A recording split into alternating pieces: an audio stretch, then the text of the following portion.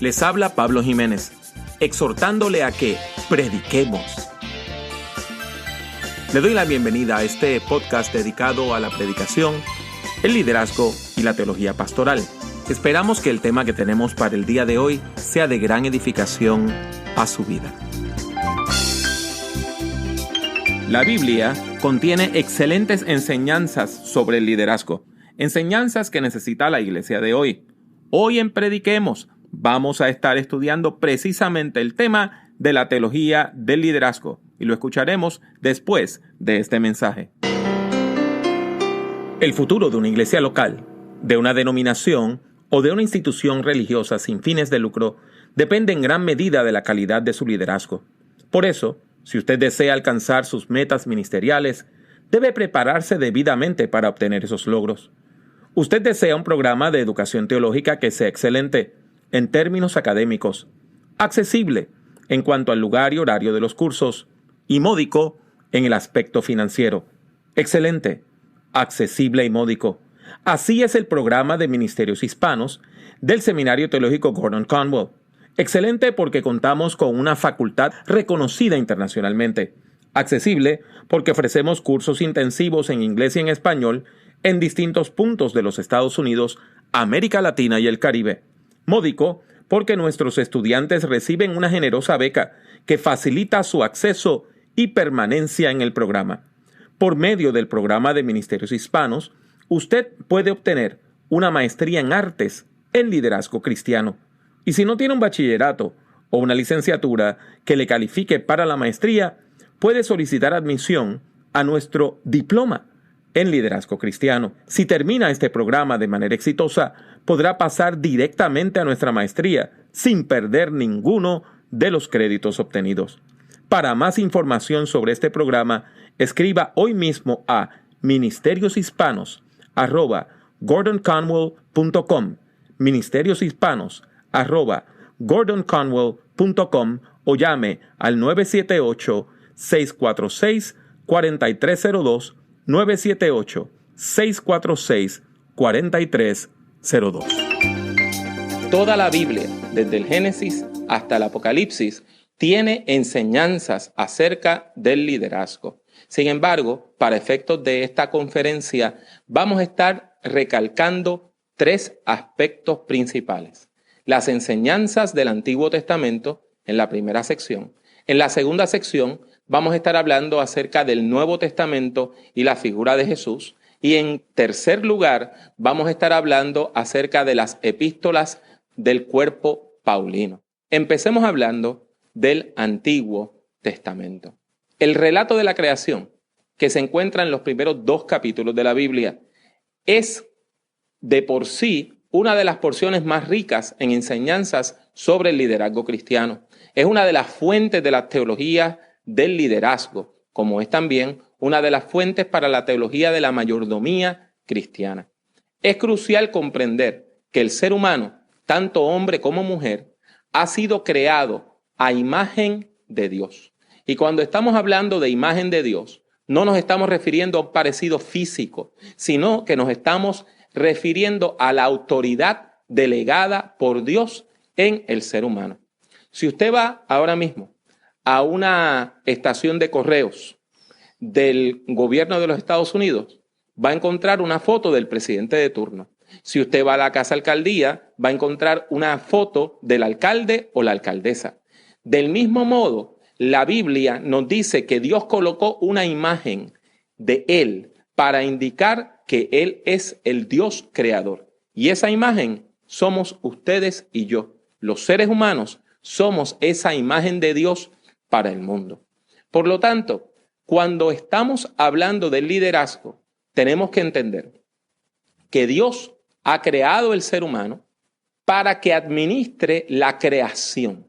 Por lo tanto, aquí entramos al tema de la mayordomía cristiana. Entramos al tema de la mayordomía. Nosotros no somos los dueños de la creación, somos los administradores y las administradoras de la creación. Así que todos esos relatos de Génesis 1 y 2 nos enseñan que ustedes y yo somos líderes porque somos administradores de aquello que Dios ha creado. Otro tema importantísimo que encontramos en el Antiguo Testamento es el tema del pacto. Es la idea de que Dios ha entrado en una relación de pacto con la humanidad. Y eso nos habla también acerca del liderazgo. Nosotros somos los beneficiarios de ese pacto, pero también de alguna manera somos los administradores de ese pacto. Cuando usted y yo le hablamos a otra persona acerca de Dios y le decimos que Dios desea bendecirla y entrar en una relación con ella, estamos ejerciendo nuestro liderazgo. En Éxodo 19, versículos del 5 al 6, nosotros encontramos que Dios ha delegado capacidades de liderazgo en las personas de fe, específicamente en aquellas que entran en una relación de pacto con Dios. Éxodo 19, 5 y 6 dicen de la siguiente manera: Ahora pues, si diereis oído a mi voz y guardareis mi pacto, vosotros seréis mi especial tesoro sobre todos los pueblos, porque mía es toda la tierra, y vosotros me seréis un reino de sacerdotes y gente santa. Estas son las palabras que dirás a los hijos de Israel. Esa enseñanza del pacto es importantísima porque para nosotros, como personas de fe cristianas, el pacto se extiende del Antiguo Testamento al Nuevo Testamento. Y eso ya presagia que viene un nuevo pacto. Otro punto importantísimo acerca del liderazgo en los tiempos del Antiguo Testamento y en los libros del Antiguo Testamento es que podemos estudiar el tema del liderazgo al estudiar las personalidades de los grandes líderes de Israel. Por ejemplo, Moisés es el gran libertador y el gran legislador de Israel. Y de la vida de Moisés podemos derivar varias enseñanzas para el liderazgo hoy.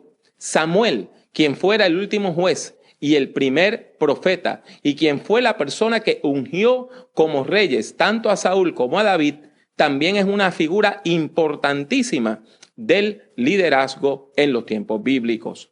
David, el gran rey, también en su vida tiene lecciones objetivas acerca del liderazgo. Y claro está, el libro de Nehemías, donde vemos un hombre que vuelve a la tierra a reconstruir su patria, a reconstruir la capital, también es un texto rico en lecciones sobre el liderazgo. Pero no se queda ahí, también hay mujeres muy valientes en el Antiguo Testamento, como Esther, quienes nos dan lecciones acerca del liderazgo. Los profetas no se pueden quedar atrás, porque los profetas también eran líderes. Ellos no tenían puestos administrativos, no eran reyes, eran analistas, personas que leían los tiempos a la luz de la fe, personas que traían una palabra diciendo, así dice el Señor.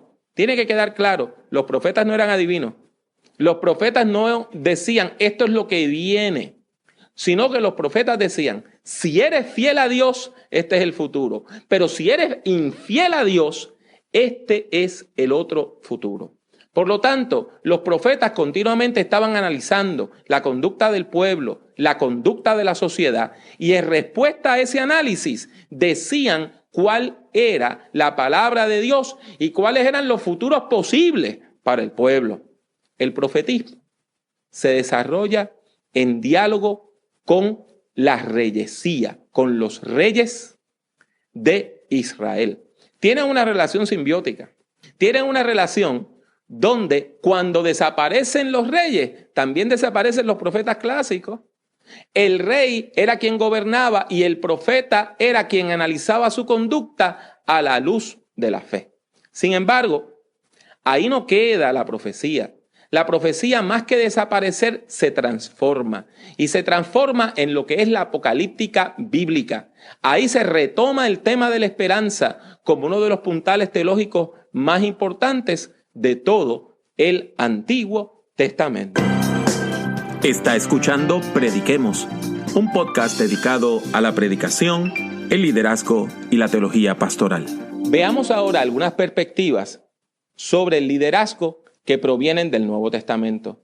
Y claro está, comenzamos con la figura de Jesús, el líder por excelencia, el hombre más famoso de la historia, y el líder más influyente que ha habido en toda la historia de la humanidad.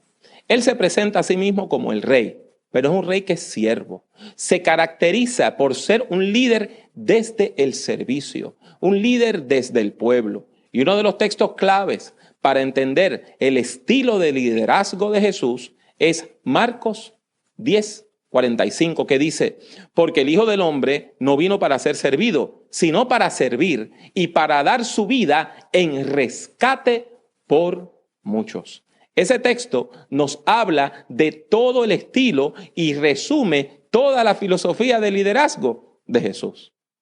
Otro puntal del modelo bíblico de liderazgo es el modelo del discipulado.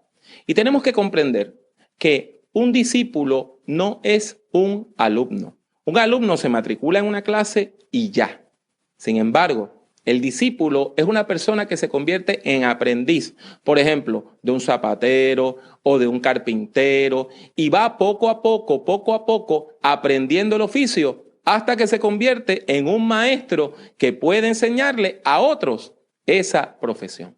Por lo tanto, cuando hablamos del discipulado cristiano, estamos hablando en realidad de una cadena de liderazgo, y tenemos que comprender que un cristiano aprende la fe para convertirse en mentor de otro cristiano que va a enseñar también la fe. Es una cadena donde la persona que no sabía aprende para enseñar a otros, y esa es la base de la iglesia, el discipulado. El aprendiz se convierte en mentor de otras personas, y esas personas que comienzan como aprendices, poco a poco se convierten en mentoras de otras personas.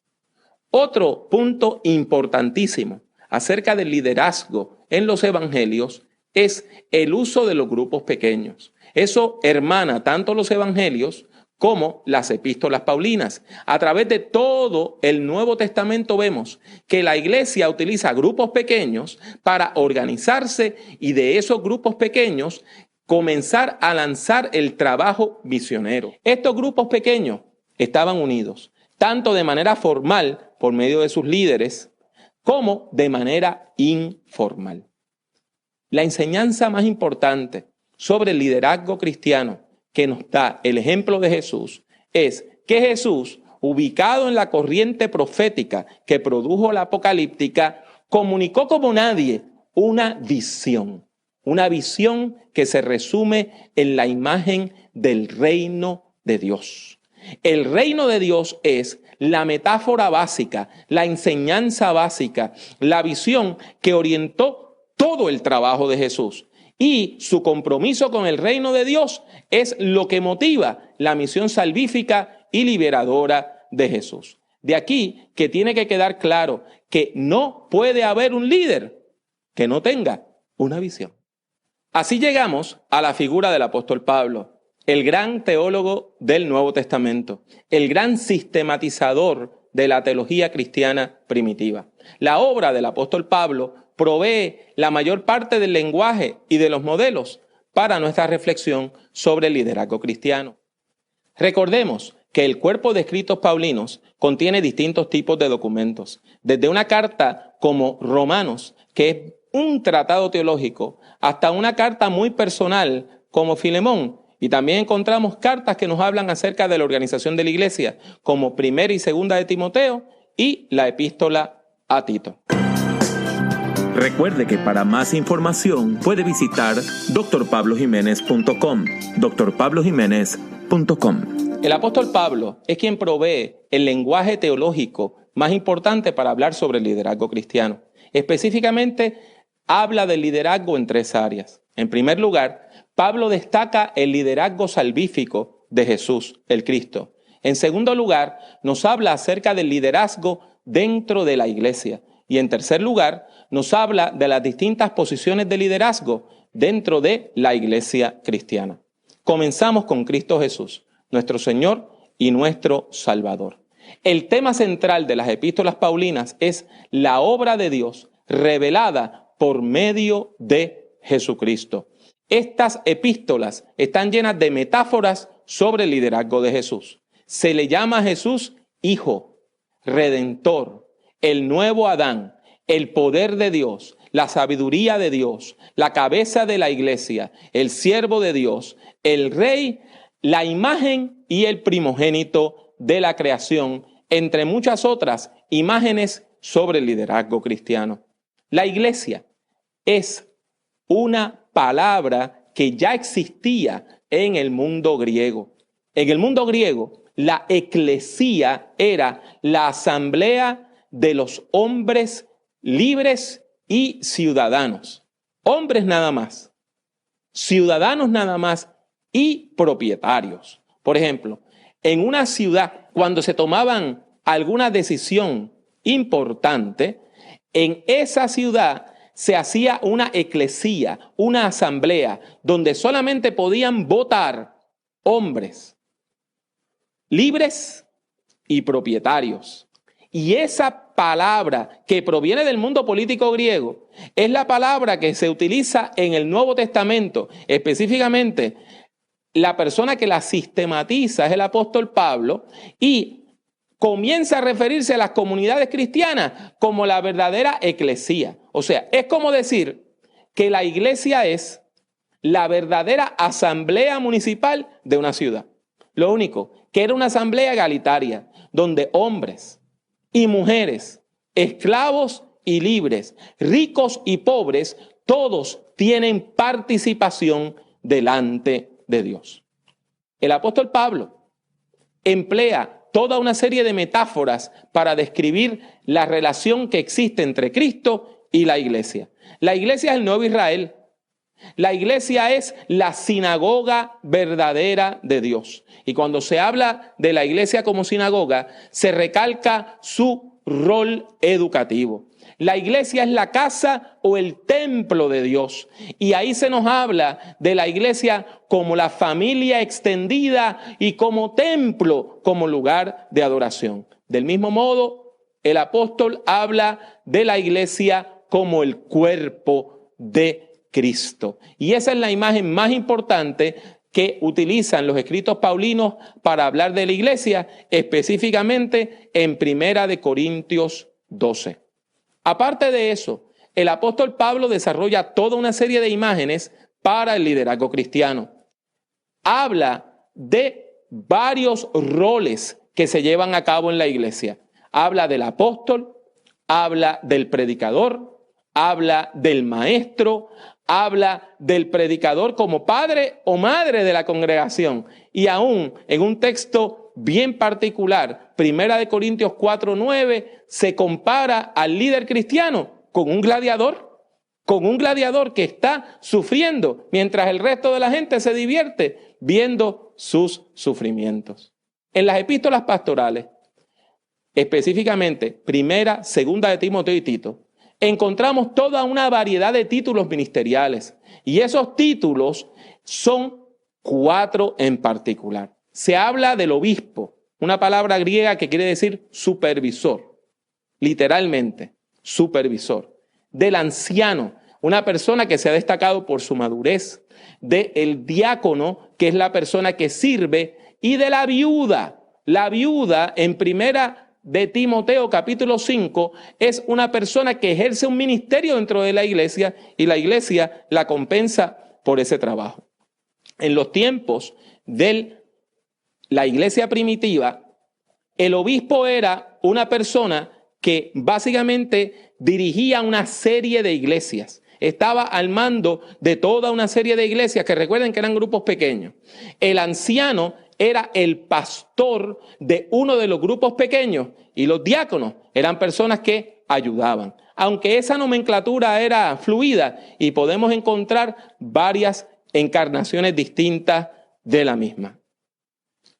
Uno de los errores más comunes que cometemos cuando leemos el Nuevo Testamento es pensar que el apóstol Pablo actuaba solo. No.